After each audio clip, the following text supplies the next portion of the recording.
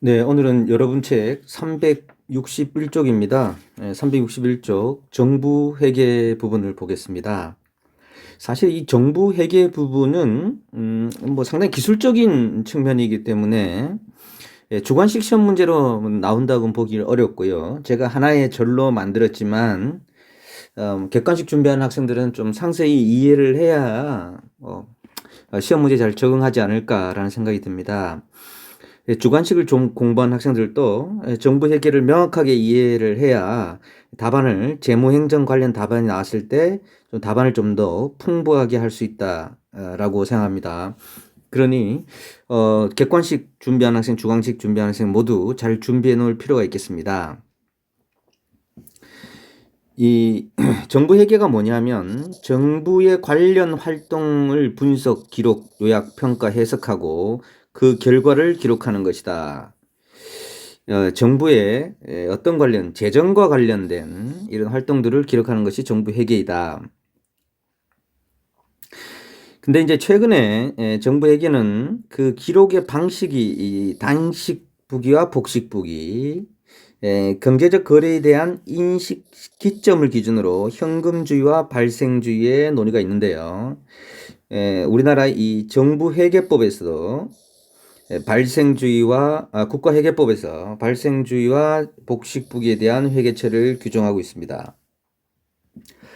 그리고 21년도 회계연도 결산부터 국회에 이 발생주의와 복식부기 방식의 재무제표를 제출하도록 하고 있습니다.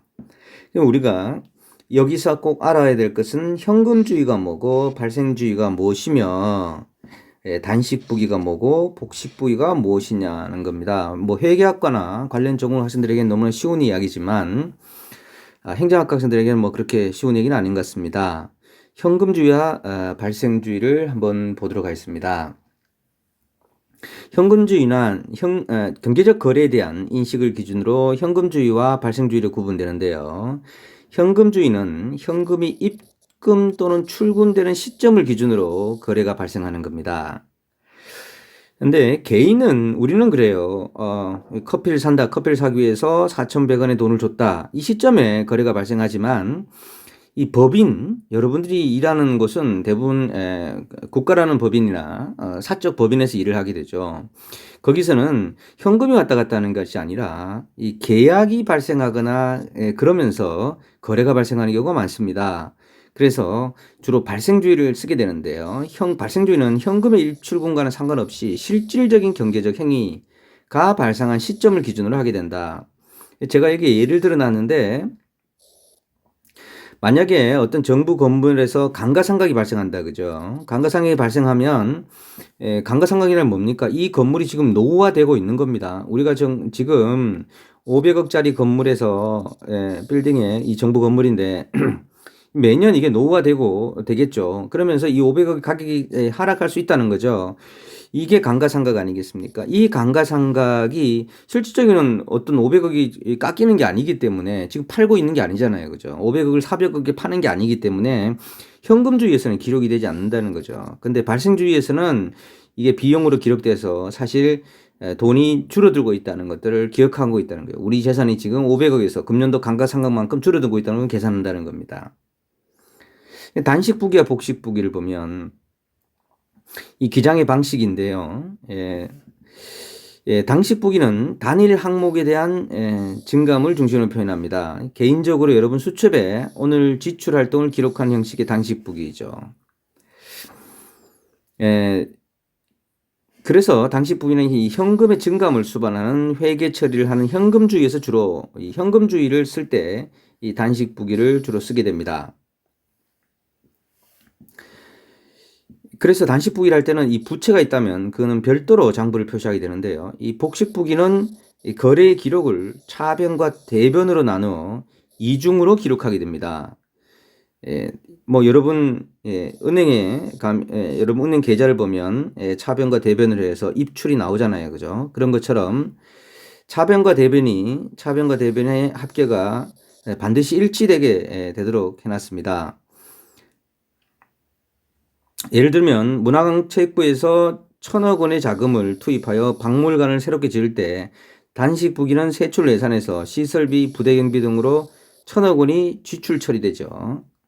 그러나 복식부기에서는 자산의 증가는 차변에 기록되고 대신 현금 및 현금성 자산 1,000억 원이 감소하다 기록되는 거죠. 그래서 증가와 감사가 마이너스와 플러스가 기록돼서 서로가 같아야 된다는 얘기죠. 그죠? 한쪽의 감소는 한쪽의 증가를 이루어지게 돼서 같아야 된다는 얘기입니다.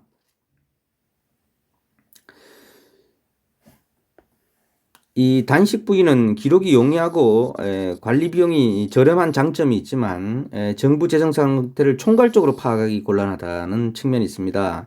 그래서 지금은 모두가 복식부기를 사용하고 있죠. 복식부기는 재정 상태에 대한 총체적인 파악이 가능하고 대차 대조표상에 거래 결과가 나타나므로 이 검증이 용이하고 내부 통제가 가능하다는 장점이 있습니다.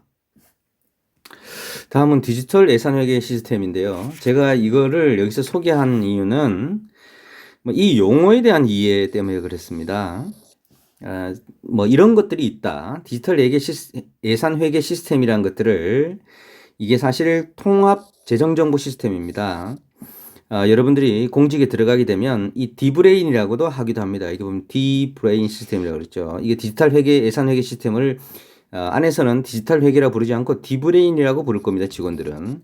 이 디브레인 시스템이라고 그러죠. 이 디브레인 시스템은 통합적인 재정정보 시스템입니다. 예산의 편성, 집행, 결산, 성과관리, 재정 모든 상태를 다 보는 이런 시스템이다.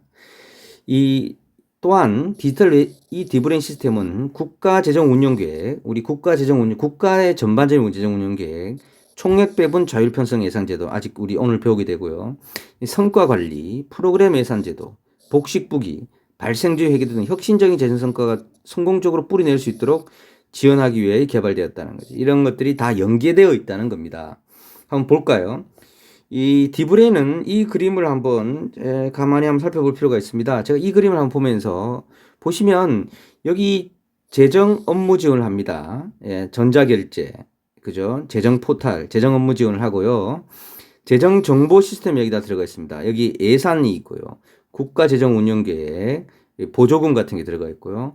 여기 회계, 지출관리, 수입 지출관리가 여기 다 되고요. 그 다음에 성과관리도 됩니다. 여기서. 중요하죠. 이 성과관리, 성과계획, 자율평가, 심층평가 등 성과 관련 내용들이 여기 있습니다.